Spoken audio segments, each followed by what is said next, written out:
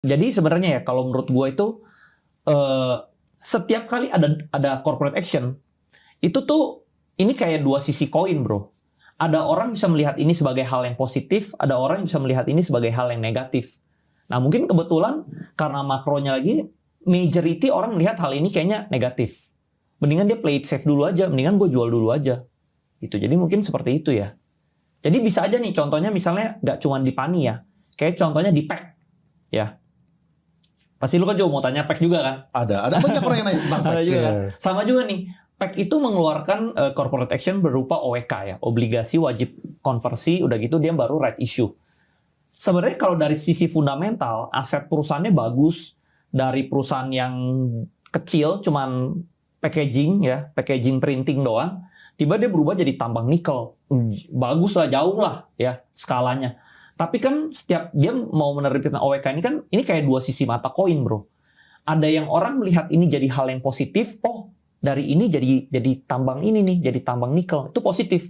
Tapi ada juga orang yang melihat sisi negatif ya, sisi negatifnya, oh gue dapetnya obligasi ini, cuman setahun itu kurang lebih 10%. Kenapa gue nggak jual dulu, gue beli saham yang lain, bisa dapat return tinggi, baru gue balik lagi. Nah jadi itu dua sisi koin.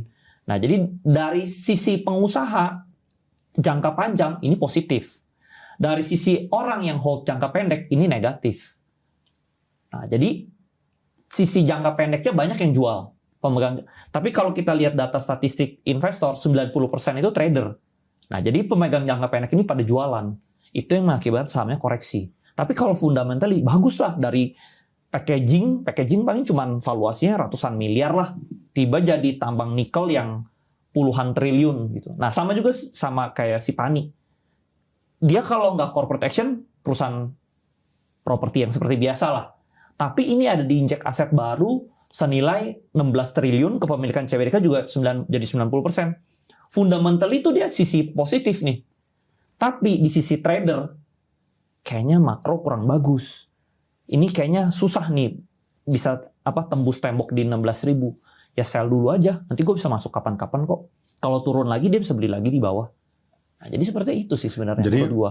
Iya. Jadi setiap kali ada news yang keluar, dua investor yang berbeda, gue kan investor, lu juga investor ya. Dua investor yang membeda itu walaupun newsnya sebenarnya positif nih, newsnya fundamentally oke. Tapi dua orang ini memiliki jangka waktu investasi kita berbeda.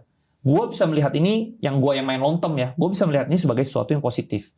Tapi lu bisa melihat ini sebagai pemain short term, ini hal yang negatif. Mending gue main di tempat lain dulu, udah selesai tempat lain untung 100%, gue balik lagi sini. Nah gitu. Jadi dia two sides of coin sebenarnya. Bisa positif dan bisa negatif. Seperti itu.